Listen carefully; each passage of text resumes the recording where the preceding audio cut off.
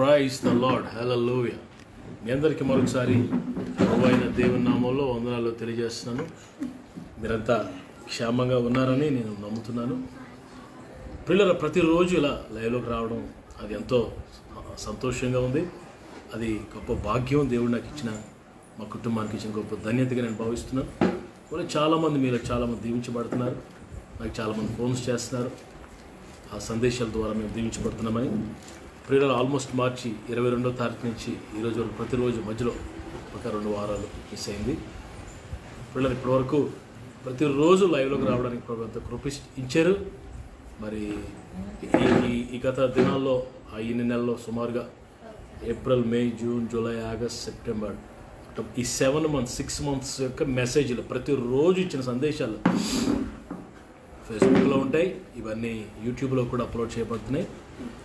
మీరు ఒకవేళ చూడాలనుకుంటే అవి మీరు చూస్తూ వాక్యాన్ని వింటూ షేర్ చేసి అనేకులకి దేవునికరంగా మీరు దీవించబడాలని నేను కోరుకుంటున్నాను. ఈ రాత్రి కూడా మరొక వాక్యంతో మరి మేము ముందుకు నేను వచ్చాను. గలతీయులకు రాయబడిన పత్రిక, ఒకసారి మీ బైబిల్స్ ఓపెన్ చేయండి. గలతీయులకు రాయబడిన పత్రిక 6వ అధ్యాయం 7వ వచనం. 7వ వచనాన్ని అందరూ చదవాలని ప్రభు నామములో కోరుతున్నాను.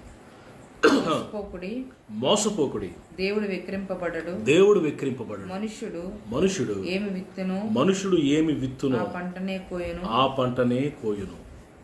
మనుషుడు ఏమి విత్తునో ఆ పంటనే కోయును అని దేవుని వాక్యం సెలవిస్తుంది. మోసపోకుడి, దేవుడు విక్రించబడడు.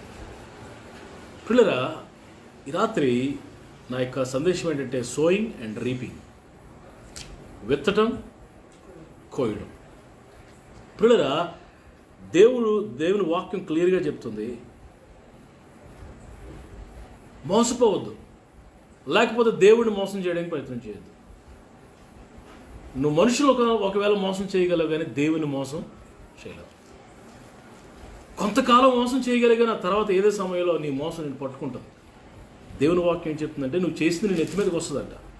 హబక్కూకు గ్రంథం 2వ అధ్యాయం 17వ వచనం ఉందన్నమాట.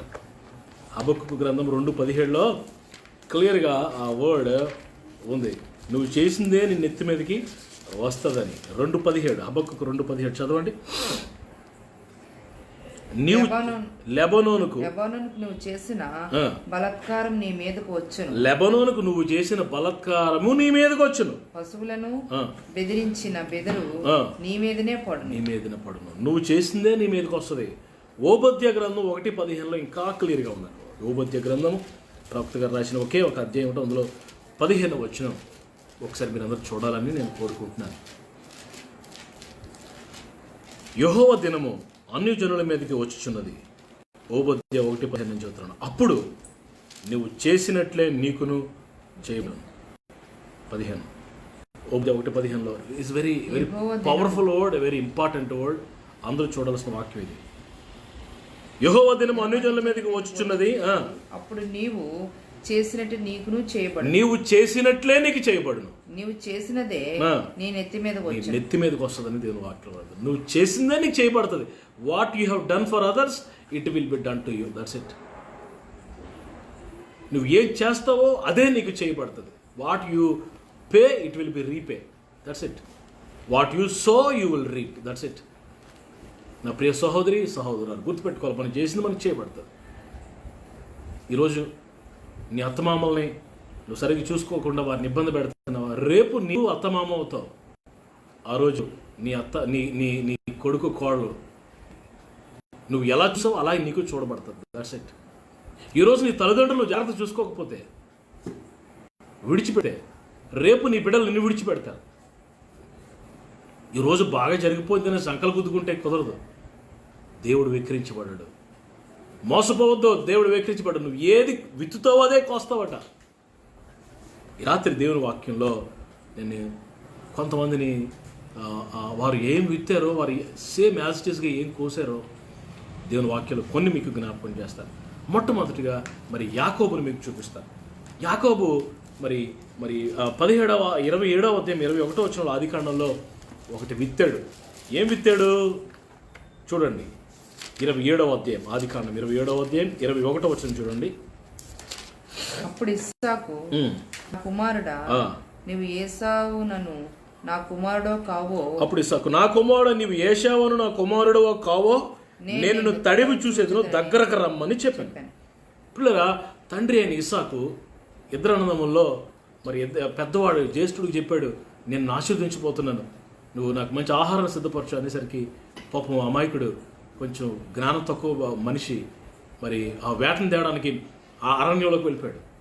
పిల్లరా, వెతికి మరి ఎంత టైం అయిందో నాకు తెలియదు, కానీ ఈ మాట విన్న మరి యాకోబు తల్లి ఏం చేశారంటే అప్పటికప్పుడే సిద్ధపరిచి పిల్లరా ఇసాకు దగ్గరికి వచ్చి మోసం చేసి పిల్లరా మరి యాషావులాగా నటించి తండ్రిని మోసం చేశాడు. ఏం చేశాడండి? తండ్రిని మోసం చేసి ఆశీర్వాదాన్ని కొట్టేశాడు, ఆశీర్వాదాన్ని దొంగలించాడు, ఆశీర్వాదాన్ని పొందేసుకుని అన్ని సాయంకాలం తిరిగి వచ్చేలోపు పారిపడింది. తండ్రిని మోసం చేశాడు. Jacob deceived Isaac, that's it. యాకోబు ఇస్సాకుని మోసం చేశాడు. తండ్రికి కళ్ళు కనిపించవని, తడిని చూస్తేనే కానీ తెలుసుకోలేడని తండ్రిని మోసం చేస్తావా? ఎస్, మోసం చేసాడండి. అన్నయ్యని ఎంత బాధ పెట్టాడండి.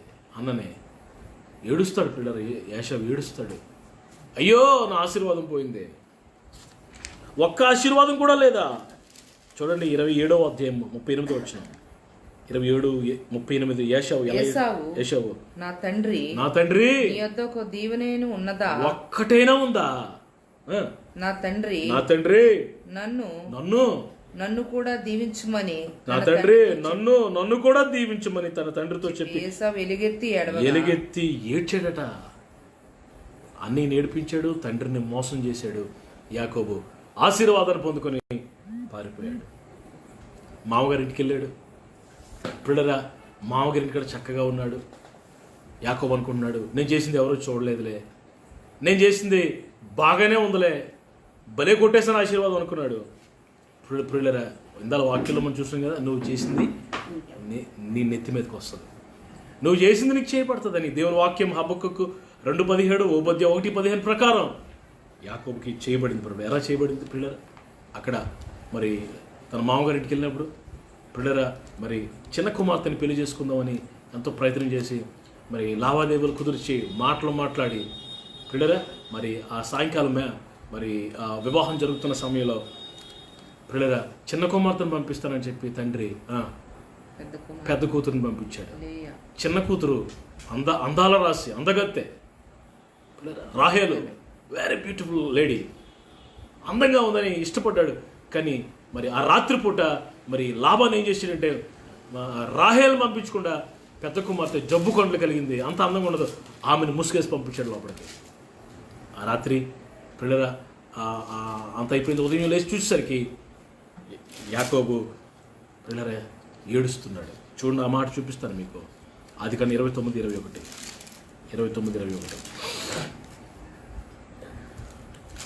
తర్వాత యాకోబు, నా దినములు సంపూర్ణమైన గనుక నేను నా భార్య వద్దకు పోనట్లు ఆమె నాకిమ్మని లాబాను అడగగా, లాబాను ఆ స్థలంలో ఉన్న మనుషులందరినీ పోగు చేసి విందు చేయించి రాత్రివేళ తన కుమార్తె రాత్రివేళ మ్యారేజ్ జరిగించాడు. నైట్ టైం అంచనా తెలియకుండా. బా ఎంత తెలివైనడండి. మోసగాళ్ళకే మోసగాడు, యాకోబే మోసగాడు. యాకోబుని మోసం చేసిన మోసగాడు యాకోబు మాంగారు, ఆయన పేరు లాబాను. ఏం చేశాడు? రాత్రి వేళ తన కుమార్తె అయిన లేయను అతని ఎదుగు తీసుకుని పోగా యాకోబు ఆమెను కూడాను. ఏమేమిందండి? మరియు 25వ వచనం, ఉదయం లేచాడు. పిల్లరా లేచి కళ్ళు లేచి చూసేసరికి షాక్ యాకోబుకి. కళ్ళు జిగ్గుమన్నాయి, నక్షత్రాలు కనబడుతున్నాయి. 25 చదవండి. ఉదయం ఆమె లేయా అని ఎరిగి అతడు లాబానుతో, రాహేలు కోసమే కదా. 29:25 అండి. ఉదయం ఆమె లేయా అని ఎరిగి అతడు లాబానుతో, నీవు నాకు లాబానుతో అన్నాడు. ఉదయం లేచి లాబాను అన్నాడు, లాబానుతో, మాగారు నువ్వు మీరు చేసిన పనేంటి? రాహేలు కోసమే కదా. నేను రాహేలు కోసమే కదా 7 సంవత్సరాలు కొలువు చేశాను. ఎందుకు నన్ను మోసపుచ్చితవనను? ఎందుకు నన్ను ఏం చేశాడు? మోసపుచ్చితవనను. మరి అయ్యగారు ఎత్తగాడు ఏం చేశాడు? ఏం చేశాడు యాకోబు?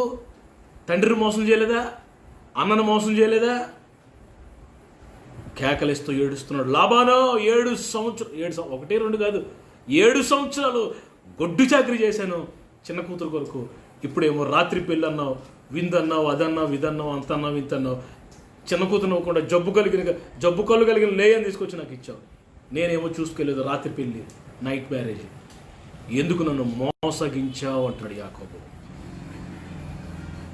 అక్కడ మోసం చేశాడు, ఇక్కడ మోసపోయాడు. మోసపోకుడి దేవుడు వెక్కిరించబడ్డాడు. నువ్వు ఏ పంట విత్తుతావో ఆ పంటే వస్తావు. యాకోబు మోసపోయాడు పిల్లరా. He was deceived by his father in law Laban. మోసపోయాడు. ఇంకా కొంతమంది మీకు చూపిస్తాను. ఏమి విత్తుతావు అదే కోస్తావు. సౌలు అనే ఒక రాజు ఉన్నాడు, ఇశ్రాయేలు మొదటి రాజు. ఈ రాజు ఏం చేశాడంటే, మరి దేవుడు దావీదుకి తోడైనాడని తెలిసి దావీదు మీద మరి విషపు చూపు నిలిపి మరి పగ పెట్టుకొని దావీదుని మరి 3 సార్లు చంపడానికి ఈటు విసిరాడు. అది మనసులో ఏమనుకున్నాడో మరి ఈ యొక్క సౌలు, అదే సౌలుకి దేవుడు చేశాడు. ఎలా చేశాడో చూపిస్తాను. 1 శామ్యూయల్ 19:10 రండి. 1 శామ్యూయల్ 19:10 స్పీడ్గా చదవండి. ఎస్. సౌలు ఒకే దెబ్బతో సౌలు అనుకుంటున్నాడు ఒకే దెబ్బతో దావీదును గోడకు పొడుచుతున్న తాత్పర్యంతో ఈటె విసిరను. మనసు అనుకున్నాడు ఒక్క దెబ్బతో దావీదుని ఈటితో దేనికి పొడుస్తాను, గోడకేసి కొడతా, గోడకు వేలాడితీస్తా దావీదు శవాన్ని అనుకుని 3 సార్లు ఈటిసిరాడంటండి. కానీ దావీదు అతని ఎదురు తప్పించుకున్నందున ఈటే గోడకు నాటగా దావీదు, దేవుడు దావీదు తోడైనందున దావీదు తప్పించుకున్నాడు 3 సార్లు. ఈ సౌలు మనసులో ఏముందంటే దావీదుని గోడకేసి గుచ్చుతా, గోడకేసి తగిలిస్తా, చంపుతా అనుకున్నాడు. దేవుడు సౌలుని ఎలా చంపాడో చూడండి ఒకసారి. 1 శామ్యూయల్ 31:10 చూడండి. సౌలు యుద్ధంకి వెళ్ళినప్పుడు ఆ యుద్ధంలో శత్రువుల చేతులు ఎలా చచ్చిపోయాడు చూడండి. అతని పరిస్థితి ఎలాగైపోయిందో చూడండి. 8వ వచనం 31:8. మరునాడు ఫిలిస్తీయులు హతమైన వారిని దోచుకుని వచ్చి గిల్బోవా పర్వతం మీద పడిపోయిన సౌలును అతని 3 కుమారులు కనుగొని అతని తలను ఛేదించి అతని ఆయుధములు తీసి తమ బొమ్మల గుళ్ళల్లోనూ జనుల్లోనూ జయవర్తమానం తెలియజేట్టుకే ఫిలిస్తీయుల దేశంలో నలుదిశలు వాటిని పంపిరి. మరియు వారు పిల్లలు జాగ్రత్తగా 10వ వచనం మీరు చూస్తే 1 శామ్యూయల్ 31:10 సౌలు దావీదుని ఎలా గోడకు తగిలించి చంపాలనుకున్నాడో ఇక్కడ సౌలుకి ఏం జరిగిందో చూడండి. 10వ వచనం. మరియు వారు అతనంటే సౌలు యొక్క ఆయుధములను అష్టారోతు దేవి గుడిలో ఉంచి అతని మొండెమును బెత్సాను పట్టణపు గోడకు తగిలించారట సౌలు దేహాన్ని. వేషపు చూపు నిలిపాడు. దావీదు తన కొడుకు పిల్లరా మరి తనకు కుమారుడు రాజు అవ్వకుండా అడ్డుగా ఉంటాడేమో అని. వింటున్నారా? దేవుని వాక్యంలో మనం చూస్తే తన కొడుకు రాజు చేయాలని, యోనాతాను రాజు చేయాలని ఎంతో మరి తాపత్రయపడతాడు. దావీదు అడ్డుగా ఉంటాడేమో. దావీదు ముమ్మారు గోడకు గుచ్చుతాను నేను అనుకున్నాడు. ఇసిరాడు కూడా ఈటు 3 సార్లు. దేవుడు దావీదు తోడు. అయితే ఏమనుకున్నాడో అదే జరిగింది పిల్లరా. ఫిలిస్తీయుల చేతులు చచ్చిపోయాడు. మరి మొండాన్ని తల వేరు చేశారు పిల్లరా. ఆ మొండును తీసుకెళ్ళి ఆ యొక్క గోడకి పట్టణం గోడకు తగిలించి దేవునామానికి ఎంత అవమానం వచ్చింది పిల్లరా. ఎంత భయంకరం. నువ్వు చేసింది నీకు చేయబడుతుంది. నువ్వు ఏమి విత్తుతావో అదే నువ్వు వస్తావు. నువ్వేమి ఆలోచిస్తావో, ఇతరుల పట్ల ఎలాంటి వైఖరి నువ్వు కలిగి ఉంటావో, ఇతరులు కూడా నీ పక్షంగా అలాంటి వైఖరి కలిగి ఉంటారు. చాలా జాగ్రత్తగా. We should be very careful. సౌలు చేయబడింది సౌలుకి. ఇంకొక ఆయన చూపిస్తున్న, ఆయన పేరు రాజు అయిన ఆహాబు పిల్లరా. ఆహాబు మరి మీరు తర్వాత చదువు 1 రాజులు 21:19 21:19 నాబోతు అని ఒక అమాయకుడిని బెదిరించి అతని యొక్క మరి పొలాన్ని, ద్రాక్ష తోటని మరి దోచుకొని తీసుకొని అన్యక్రాంతం చేసుకొని అన్యాయపు తీర్పించి నాబోతుని రాళ్ళతో కొట్టి చంపించారు పిల్లరా. చంపిస్తానంట. నాబోతు చచ్చిపోతే ఆ రక్తం అలా కారితేనట కుక్కలు వచ్చి నాబోతు రక్తాన్ని నాకేయట. దాన్ని చూసి ఆహా ఓహో నేను ఎంత గొప్పవాడిని, నా తెలివితేటలు ఎంత అంత అనుకుంటాడు. అప్పుడు ఏలియా ప్రవక్త వచ్చి ఏమన్నాడో మీరు చూడండి. 1 రాజులు 21:19. 21:19. ఆహాబు రాజుతో ఏలియా ప్రవక్త ఏమంటున్నాడో చూడండి. 1 రాజులు 21:19 చూడండి.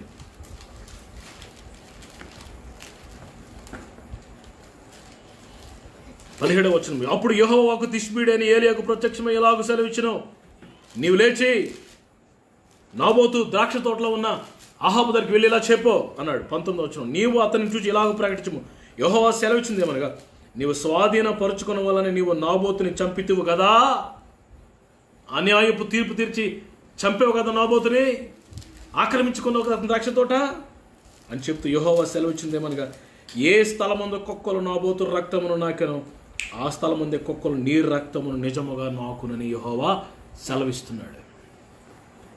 పొగరబోతైన ఆహాబుకు తీర్పు వచ్చేస్తుంది. అమాయకుడైన మంచివాడైన ఏ పాపము ఏ దోషం ఎరగిన నాబోతుని చంపిస్తే కుక్కలు నాకే రక్తాన్ని, అదే స్థలంలో శత్రువుల చేతులు నువ్వు హతమైపోతావు, సిరియన్ల చేతులు నువ్వు హతమైపోతావు, అక్కడ నీ రక్తాన్ని కుక్కలు నాకుతాయని దేవుడు సెలవిస్తుంది. అది 1 రాజుల గ్రంథం 22వ అధ్యాయం నెరవేరింది. 22వ అధ్యాయము 35 నుండి 38 వరకు మీరు చూస్తే 38 చదవండి. 38వ వచనం. వేశ్యలు స్నానం చేయుచుండగా ఒకడు ఆ రథమును షోమ్రోను కొలనును కడిగినప్పుడు యెహోవా సెలవిచ్చిన మాట చొప్పున కుక్కలు వచ్చి అతని రక్తమును నాకెను. నువ్వు ఏది చేసావో అది నీకు చేయబడుతుంది. ఆహాబు, ఇట్ ఇస్ డన్. అది అలాగే జరిగింది. ఎంత భయంకరం ప్రియుల. అందుకే మనం చేసే ముందు, మాట్లాడే ముందు, ప్రవర్తించే ముందు 1కి 10 సార్లు ఆలోచించి దేవుని జ్ఞానం చేత, దేవుని హృదయం చేత, దేవుని నోటి వలె మనం ఉండాలని దేవుడు కోరుకుంటున్నాడు. మోసపోకుడి దేవుడు విక్రించబడు. నువ్వు ఏమి విత్తుతావో అదే వస్తావు. మరొక ఉదాహరణ మీకు, మరొక రాజుని మీకు చూపిస్తాను. ఆయన పేరు దావీదు మహారాజు. ఆయన దావీదు మహారాజు పిల్లల ఎంతో భక్తుడు. దినానికి 7 మార్లు ప్రార్థన చేసిన గొప్ప ప్రార్థనాపరుడు. ధర్మశాస్త్రాన్ని దినమెల్లా ధ్యానించిన గొప్ప దేవుని భయం కలిగిన దావీజనుడు. హృదయానుసారుడు దేవునికి. ఎన్నో బిరుదులు ఉన్నాయి. ఎంతో శ్రేష్టమైన దావీదు ఒకరోజు భయంకరమైన పాపం చేశాడు. అదేంటంటే, తర్వాత చదువుకున్న 1 సామ్యుయేలు గ్రంథం 12వ అధ్యాయం 16. 2వ సామ్యుయేలు గ్రంథం 12 మరి 6లో మనం చూస్తాం. చదవక్కర్లేదు పిల్లరా. సైనికుల్లో ఒకడైన ఉరియా ఒక ఆయన యొక్క తన భార్యను మిద్ది తిరుగుతున్నప్పుడు ఆ సైనికుని యొక్క భార్య మరి అక్కడ వాష్రూమ్లో స్నానం చేస్తుంటే పైనుంచి చూశాడు, మోహించాడు, ఆశించాడు, ఇంటికి తెచ్చుకున్నాడు, పాపం చేశాడు. తన భర్తని, యుద్ధ భూమిలో ఉన్న తన భర్తని రప్పించి అతన్ని చంపించి ఈవిడేమో సొంతం చేసుకున్నాడు. ఎన్ని తప్పుల మీద తప్పులు చేశాడండి. నీ పొరుగువాది ఏది ఆశించద్దు అన్నాడు, ఆశించాడు. ధర్మశాస్త్రాన్ని బ్రేక్ చేశాడు. వ్యభిచరించకూడదు, తీసుకొచ్చి వ్యభిచారం చేశాడు, పాపం చేశాడు. రెండోది పిల్లరా, మరి తన భర్తను తీసుకొచ్చి చంపించాడు, నరహత్య చేశాడు. ఎన్ని పాపాలు, తప్పు మీద తప్పులు చేసేసాడండి. ఏమీ తెలియనట్టుగా నోరు తుడిచేసుకొని ఆ సహోదరుని తీసుకొచ్చి భార్యగా చేసుకుని, ఏమీ తెలియదు, నేను రాజుని, నన్ను ఎవడు ఆపగలడు, నాకు చెప్పేవాడు ఎవడు, నేనే పెద్దోడు కదా, నేనే సుప్రీం కదా, నాకు ఎదురులేదు అనుకున్నాడు. But God is watching. సేవకుడైన నాతాన్ని దేవుడు పంపించాడు, ప్రవక్త వచ్చి చిన్న కథ చెప్పాడు. కథ చెప్తూ చివరిలో పిల్లల ఏం చెప్పాడు తెలుసా? ఒకడట గొర్రెపిల్ల పెంచుకుంటాడు, చిన్న గొర్రెపిల్ల, అల్లారుముద్దుగా పెంచుకుంటాడంట ఒకడు. ఆ ఇంటి పక్కన కూడా ఆడికి బోల్డ్ గొర్రెలు ఉన్నాయంట, వీడికి ఒకటే గొర్రె ఉందంట, ఆడికి బోల్డ్ గొర్రెలు ఉన్నాయంట. ఆ బోల్డ్ గొర్రెలు ఉన్నాడు ఇంటికి ఎవడో చుట్టం వస్తేనంట ఆ గొర్రెలన్నీ వదిలేసి ఒకే ఒక గొర్రె పెంచుకుంటున్నాను, అల్లారుముద్దుగా పెంచుకుని ఈ గొర్రెని తీసుకెళ్ళి మరి చంపేసి ఆడికి బోను పెట్టాడంట. ఇలా జరిగింది. ఏం చేయమంటామంటే ఏం లేదు, ఒక గొర్రెకి 4 గొర్రెలు ఇచ్చేసుకోవాలి అంతే, ఇవ్వాలి. ఒక గొర్రెకి 4 గొర్రెలు ప్రాయశ్చిత్తం చేయాలన్నాడు. అప్పుడు నాతాను ఏమన్నాడు తెలుసా? ఆ మనుషుడు ఎవడో కాదు, నీవే, ఆ మనుషుడు నీవే అన్నాడు. పిల్లరా, ఒకే వ్యక్తిని చంపించాడు. మరి దావీదు జీవితంలో 4 కొడుకులు చచ్చిపోయారు. పిల్లరా, మీరు మరి ఆ బైబిల్ స్టడీ చేస్తే మరి 2వ సామ్యుయేలు గ్రంథం 12:16లో ఒకడు చచ్చిపోయాడు. 2వ సామ్యుయేలు గ్రంథం 13:32లో అమ్నోను చచ్చిపోయాడు. 18, 14లో మరి అబ్షాలోము చచ్చిపోయాడు. మొదటి రాజులు 2వ అధ్యాయం 34 వచనంలో అదోనియా చనిపోయాడు. 4 కొడుకులు చనిపోయారు, ఒక్కదానికి 4. మొదటి రాజులు 2:32 చూడండి. మొదటి రాజులు 2:32. That's a beautiful word.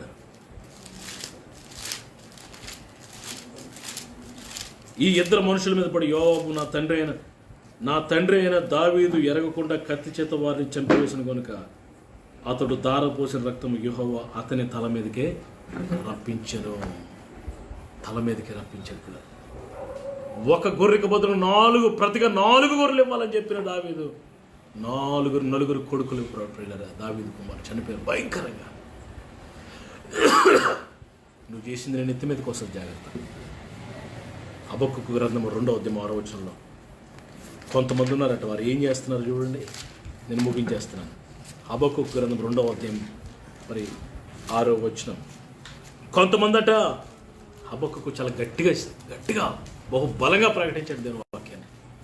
ఎక్కడ మొహమాట పడకుండా, భయపడకుండా, రాజీ పడకుండా, పాపాన్ని ఉన్నదన్నట్టుగా. కానీ ఇలాంటి దైవజనులు దినాల్లో కావాలి. ఏకున్నారు మనుషులకు భయపడకుండా, సంఘ పెద్దలకు భయపడకుండా, రోషంగా దేవుని వాక్యం ఉన్నట్లుగా చెప్పే దైవజనులో హబక్కూకు గ్రంథం 2వ అధ్యాయం 6వ వచనం. తనది కానీ ఆక్రమించిన అభివృద్ధి తనది కాని దానిని ఆక్రమించి అభివృద్ధి పొందిన వారికి శ్రమ. నీది కానిది నువ్వు ఆక్రమించి, నీది కాదు అది, కానీ ఆక్రమించుకుంటున్నావు, నీకు శ్రమ అంటున్నాడు. తాకట్టు సొమ్మును విస్తారముగా పట్టుకునే వారికి శ్రమ. తాకట్టు సొమ్మును విస్తారంగా పట్టుకునే వారికి శ్రమ. పేదల దగ్గర తాకట్టు తీసుకుంటారు పిల్లలు. ఏదో ఒక ఐటెం తీసుకుంటారు. ఒక తులం బంగారం తీసుకుంటారు.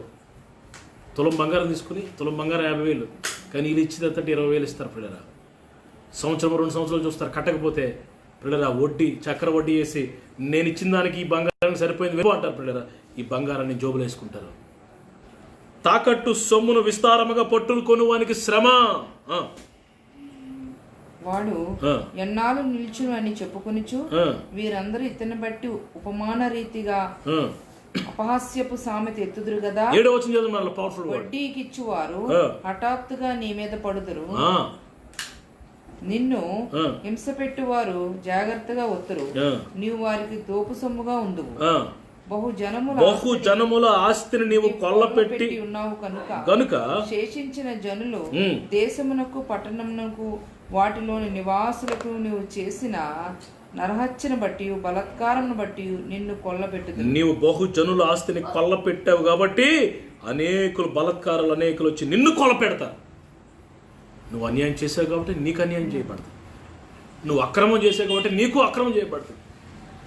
అనేకులు బాధ పెట్టావు కాబట్టి నువ్వు బాధపడతావు. పిల్లలు నువ్వు చేసింది నేను ఎత్తి మీదకి వస్తాను. పిల్లలు ఎంత భయంకరమైన దినాల్లో మనం ఉన్నాం. నువ్వు ఏమి విత్తుతావో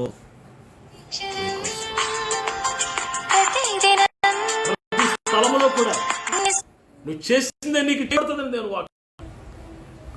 నువ్వు చేసింది నీకు చేయబడుతుందని దేవుని వాక్యంలో వ్రాయబడింది. కాబట్టి మనం ఏమి విత్తుతున్నాం? What are you sowing my brother? మనుషుల ముందు ఒకలాగా, మనుషుల ముందు ఒకలాగా, ఉన్నప్పుడు ఒకలాగా, లేనప్పుడు ఒకలాగా. ఏమి విత్తుతున్నావు? ఏమి విత్తున్నావు? యోబు గ్రంథం 4వ అధ్యాయం 8వ వచనం చూడండి. కొంతమంది ఏమి విత్తుతున్నారంటే దినాల్లో యోబు గ్రంథము 4వ అధ్యాయం 8వ వచనం చూడండి. ఏమి విత్తుతున్నారు ఈ దినాల్లో చాలా మంది? 4:8. నేను చూచినంత వరకు అక్రమమును దున్నట కీడును విత్తువారు అక్రమము అనే భూమిని దున్నుతున్నారంట. ఏం విత్తుతున్నారంట? కీడును విత్తుతున్నారంట, కీడునే కోస్తారు. అక్రమం విస్తరించుట చేత ప్రేమ చల్లారును. దేవుని వాక్యం. ఏమి విత్తుతున్నావు? హోషేయ గ్రంథం 8వ అధ్యాయం 7వ వచనం. హోషేయ గ్రంథం ఏం విత్తుతున్నారు ఈ దినాల్లో? హోషేయ గ్రంథం 8వ అధ్యాయం 7వ వచనం. అందరూ తీసారా? దేవుని వాక్యాన్ని తీసి చూడండి. 8-7. వారు గాలిని విత్తి ఉన్నారు కనుక ప్రళయవాయువు వారికి కోతయగును. విత్తినది పైరు కాదు, మొలక కాదు, పంట ఎత్తినది అది పంటను వచ్చిన ఎడల అన్యులు దాన్ని తినివేతారు. వారు గాలిని విత్తారంటండి. ఏం విత్తారు? గాలిని విత్తి ఏం కోసారంటే ప్రళయ వాయువు కోసారటండి. బేభత్సమైన వాయువు విత్తి బేభత్సమైన వాయువుని కోస్తారట. ఏమి విత్తుతున్నావు? అనేకల జీవితాలలో, నీ బిడ్డల జీవితాలలో, ఇతరుల జీవితాలలో నువ్వు ఏమి విత్తుతున్నావు? దేవుని పొలములో విత్తవా? కొంతమంది గాలి వేస్తున్నా, గాలిని మాటలు మాత్రం కోటలు దాడుతున్నాయి. ఏమీ లేదు, గాలే, ఉట్టి గాలే. నీకు గాలే, నీవు గాలిలోకి వస్తావు. చిన్న గాలిని కదా, పెద్ద గాలిని వస్తావు. దేని విత్తుతున్నావు? సామెతల గ్రంథము 6:14 చూడండి. కొన్ని మాటలు, దేవుని వాక్యంలో కొన్ని మాటలు మీకు జ్ఞాపకం చేయాలని 6:14 చూడండి. సామెత 6:14. వాని హృదయము అతి మూర్ఖ స్వభావం గలదే, వాడు ఎల్లప్పుడూ కీడును కల్పించుచు జగడములు పుట్టి. కొంతమంది అంటే జగడములు విత్తుతున్నారటండి. అన్నదమ్ముల మధ్యలో ఏం విత్తుతున్నారు వాళ్ళు? జగడము. అక్కచెల్లెల మధ్యలో జగడం, సంఘాల మధ్యలో జగడాలు. జాగ్రత్త, నువ్వు ఏమి విత్తుతావో అదే కోస్తావు. నీ కుటుంబంలో కూడా భయంకరమైన జగడాలు దేవుడు పెడతాడు. భయంకరమైన అసమాధానం వచ్చేస్తుంది. 19 వచ్చిన కూడా ఉందండి, 6:19 కూడా. లేని వాటిని పలుకు అబద్ధ సాక్షి, అన్నదమ్ములు జగడములు పుట్టించేవాడు. జగడములు విత్తుతున్నారు చాలా మంది దినాల్లో, జగడాలు విత్తుతున్నారు. పిల్లలు, ఈ రాత్రి నేను చెప్పాలనుకుంటే మాట చెప్పి ముగించేస్తాను. నువ్వు ఏమి విత్తాలి? ఇప్పటివరకు నేను చెప్పినవన్నీ మరి విత్తకూడనివి విత్తి ఆ పంటను కోసారు చాలామంది. పిల్లరా, మనం విత్తాల్సింది మన హృదయంలో, ఇతరుల హృదయాలలో, మన బిడ్డల జీవితాల్లో మనం విత్తాల్సింది దేవుని వాక్యం. మొట్టమొదటిగా we have to so the word of God. పిల్లరా, ఇస్సాకు గురించి, ఇస్సాకు ఆ దేశమందు ఉన్నవాడే విత్తనము వేసి ఆ సంవత్సరం 100 ఫలము. విత్తనము దేవుని వాక్యమని మరి స్పష్టంగా మత్తయి సువార్త 13వ అధ్యాయంలో మనం చూస్తే విత్తనము దేవుని వాక్యము. వాక్యాన్ని విత్తుతున్నామా?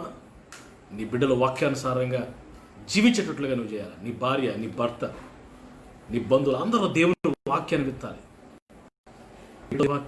నీ బిడ్డల్లో మంచితనం విత్తాలి. నీ బిడ్డలో మరి తగ్గింపు స్వభావం విత్తాలి.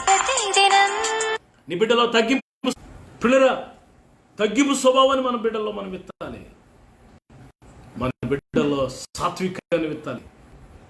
పిల్లరా, మన బిడ్డలో తగ్గించుకునే స్వభావాన్ని విత్తాలి. ఇవ్వటం నేర్పించాలి. ఏం విత్తుతున్నావు? ఏం విత్తుతావు అదే కోస్తావు. నువ్వేమి విత్తుతావు అదే కోస్తావు. జాగ్రత్త. పిల్లరా, భయంకరమైన దినాల్లో ఉన్నావు. దేవుని సేవలో విత్తుతున్నావా? దేవుని సేవలో నువ్వు విత్తితే ఏం విత్తుతావో అది కోస్తావు. పిల్లరా, నువ్వు 10 పైసలు విత్తితే దేవుడు దానికి ఎన్నో రెట్లు నీకు ఇస్తాడు. నువ్వు ఏం విత్తకపోతే ఏమీ కొయ్యవు. దేవుడు నాకేం చేసాడండి? దేవుడు నాకేమి ఇచ్చాడండి? నాకేమీ లేదు కదండి. ఇదిగో పలానా వారు దీవించి పడుతున్నారండి, పలానా వారు ఇల్లు కొనుక్కుంటున్నారండి, పలానా వారు కారు కొనుక్కున్నారు, నాకేమీ ఇవ్వలేదండి దేవుడు. ఎందుకు ఇస్తాడు దేవుడు? నువ్వు ఎప్పుడైనా దేవునికి ఇచ్చావా? నువ్వు ఎప్పుడైనా విత్తావా సేవలో? ఒకసారి క్రిస్మస్ క్యారల్స్కి ప్రార్థన ఈ గృహాలకి శుభాకాంక్షలు తెలియజేసుకుంటూ క్యారల్స్కి వెళ్ళినప్పుడు ప్రజలు సాధారణంగా దైవజనులకి కానుక తీసుకొచ్చి ఇస్తారు. ఒక ఇంటి క్యారల్స్కి వెళ్ళాం. క్రీస్తునాడు పుట్టిన హల్లెలూయా అన్నారు కుర్రల దేవనస్తులంతా. అందరూ వెళ్ళిపోయి నేను ప్రార్థన చేస్తాను. ప్రార్థనకు ముందు కళ్ళు మూసుకుంటుంటే ఆయన, ఆ ఇంటి సహోదరుడు మరి లోపలికి వెళ్ళి కానుక తీసుకొచ్చాడు. చేతిలో కానుక ఉంది, నేను చూశాను. ప్రార్థన అయిపోతే కానుక ఇస్తాడేమో చూశాను. నేను కానుక చూడగా కొంచెం హుషారుగా ప్రార్థన చేశాను. దేవుని స్తోత్రం, హల్లెలూయా. ప్రార్థన అయిపోయిన తర్వాత మరి ఎప్పుడు జోబులో పెట్టాడో ఆడ కానుక నాకు తెలియదు, ఆడు జోబులో పెట్టేసుకుని praise lord brother happy Christmas ఉట్టి చేయించాడు నాకు. అదేంటి కానుక తేడం నేను చేశాను, చూశాను, చేతిలో కానుక పట్టుకోవడం చేశాను, ఈలోపే మడతట్టేశాడు కానుక. పిల్లరా కొంచెం బాధపడి వెళ్ళాను. వాడు ఏం చేశాడు? మోసం చేశాడు దేవుని సేవకుడిని. దేవుని నాకు ఇచ్చాడంటే దేవుని సేవలు విత్తాడనమాట. నా దశంభాగం ఇచ్చేస్తున్నాను, నా కానుకలు ఇచ్చేస్తున్నాను, అర్పణలు ఇచ్చేస్తున్నాను. ఎవరికి ఇవ్వట్లేదమ్మా నువ్వు, నా తమ్ముడు, నా సహోదరుడు, నువ్వు ఎవరికి ఇవ్వట్లేదు. నువ్వు ఆయన సేవలో విత్తుతున్నావు. నువ్వు విత్తితే కోస్తావు, జాగ్రత్త, కోస్తావు. నువ్వు ఎంత విత్తావు అంతకు ఇచ్చేస్తాడు ప్రభు నీకు. ఆయన అన్యాయం చేస్తాడు దేవుడు కాదు. గిన్నెడి చల్లనీళ్ళు ఇస్తేనే ప్రతిఫలం పోగొట్టుకోరంట. మరి అంతకంటే ఎక్కువ నువ్వు ఇస్తున్నావు కదా, నీకు ఇవ్వడా దేవుడు?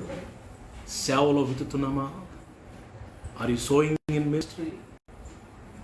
దేవుని పరిచర్యలో విత్తుతున్నామా? మన మన మన మన ప్రయాస మన ప్రయాస దేవుని సేవలో విత్తబడాలి. మన కష్టము దేవుని, మన జ్ఞానము, మన తలాంతులు, దేవుడు మనకి ఇచ్చినవన్నీ దేవుని సేవలో విత్తాలి అని దేవుడు కోరుకుంటున్నాడు. మనం విత్తితే చూడండి, అదే 2 కొరింథీయులకు రాయబడిన పత్రిక 9వ అధ్యాయంలో ఒక మాట ఉంది, బ్యూటిఫుల్ వర్డ్. కొరింథీయులకు రాయబడిన 2వ పత్రిక 9వ అధ్యాయం 6-7 వచనాలు మీకోసం నేను చదువుతున్నాను. మీరు చూస్తూ ఉండండి ఆ మాట.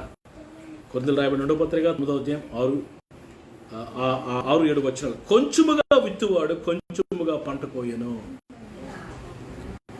సమృద్ధిగా విత్తువాడు సమృద్ధిగా పంట కోయను. ఈ విషయమే చెప్పారు.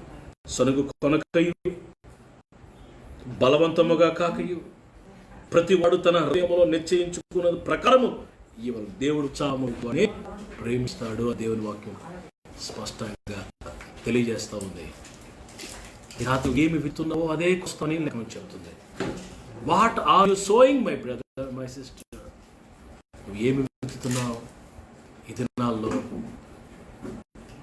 మరొక మాట మీకు చూపించండి, ముగిస్తాం. 126వ కీర్తనలో 126వ కీర్తన 5వ వచనంలో ఒక బ్యూటిఫుల్ వర్డ్ మీకు చూపుతాను. 126వ కీర్తన 5వ వచనం,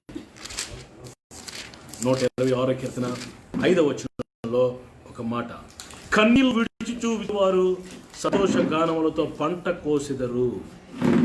కన్నీళ్లతో విత్తువాడు, కన్నీరు కార్చుకుంటూ విత్తువాడు సంతోష గానములతో పంట, పిడికిడి విత్తనాలు చేత పట్టుకుని ఏడ్చుచూ పో విత్తువాడు సంతోష గానములు చేయొచ్చు పనలో మోసుకొని వస్తాడంట.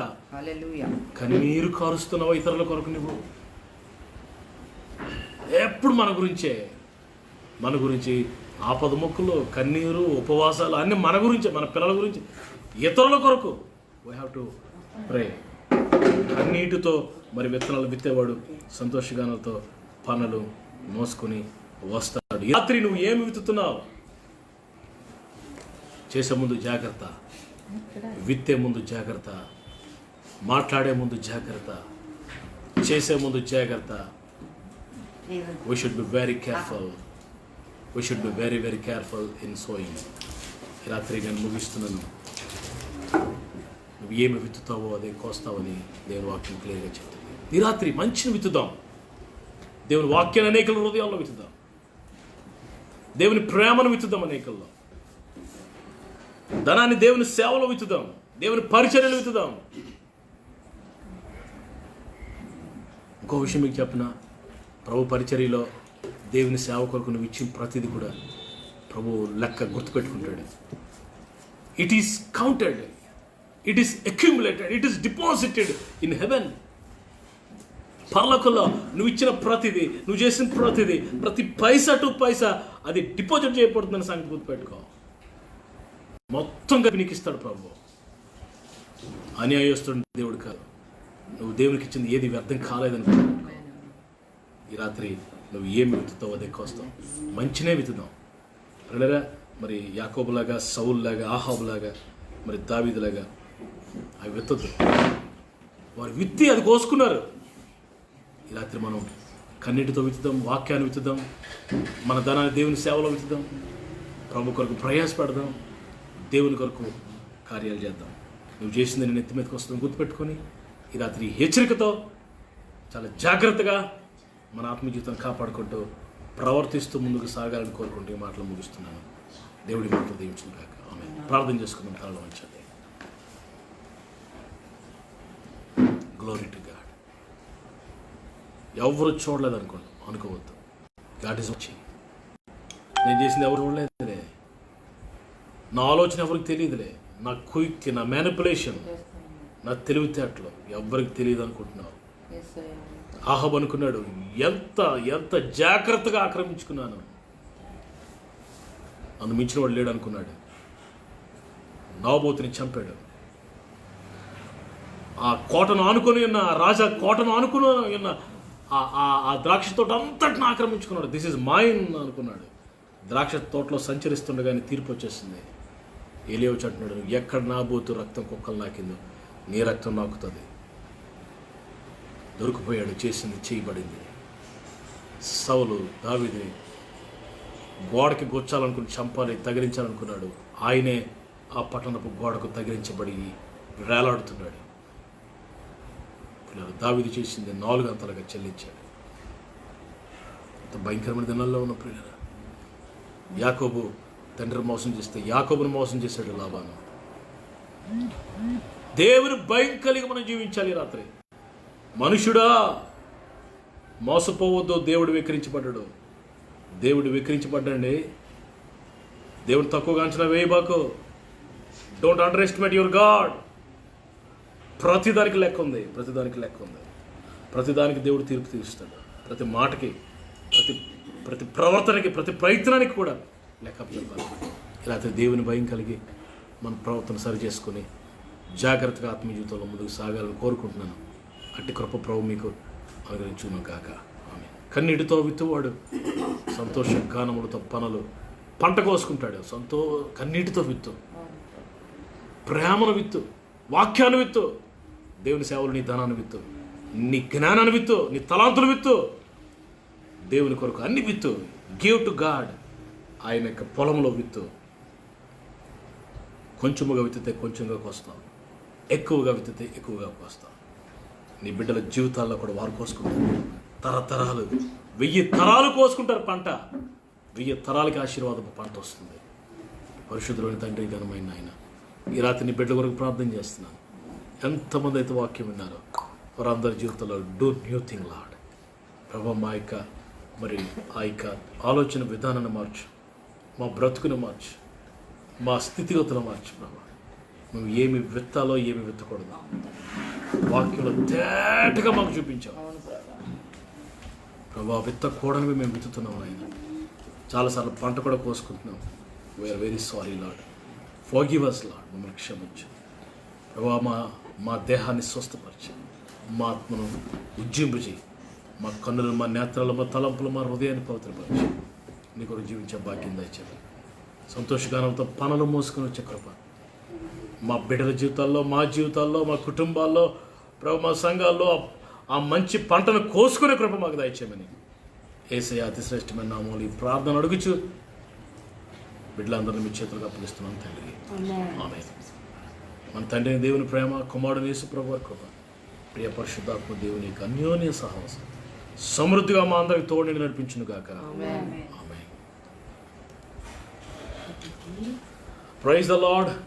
మీ అందరికీ వందనాలు. What you will sow you will reap. Praise the Lord. నువ్వు ఏది విత్తుతావో అదే కోస్తావు అన్న సందేశాన్ని రాత్రి మనం విన్నాం. కాబట్టి విత్తేటప్పుడు చాలా జాగ్రత్తగా విత్తాలి. దేవుడు మనంతా దీవించుకోక రేపు మరలా 8 గంటలకి లైవ్లో కలుసుకుందాం.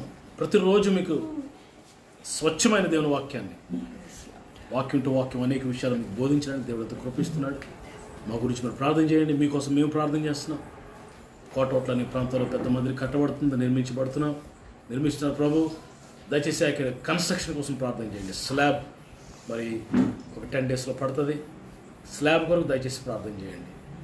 చాలా పెద్ద మందిరం, మహిమగల మందిరాన్ని ప్రభు ఇక్కడ నిర్మించేటట్లుగా ప్రార్థన చేయండి. మీకోసం నేను ప్రార్థన చేస్తున్నాను. మీ ప్రార్థన వస్తువులు నాకు తెలియజేయండి. ఈ కామెంట్ బాక్స్లో మీ ప్రేయర్ రిక్వెస్ట్లు టైప్ చేసి సెండ్ చేయండి. నేను మీకోసం ప్రార్థన చేస్తాను. మరొకటి, మీరు విన్న ఈ వాక్యాన్ని షేర్ చేయండి. మీ ఫేస్బుక్లో షేర్ చేయండి. So that many people will be blessed and listen the word of God. నేను వాక్యాలు అనేకలు విని అనేకలు దీవించబడేలాగున షేర్ చేయండి. దేవుడు మనందరం దీవించుగాక. షాలోమ్. రేపు మళ్ళీ 8 o'clock కలుద్దాం. God bless you.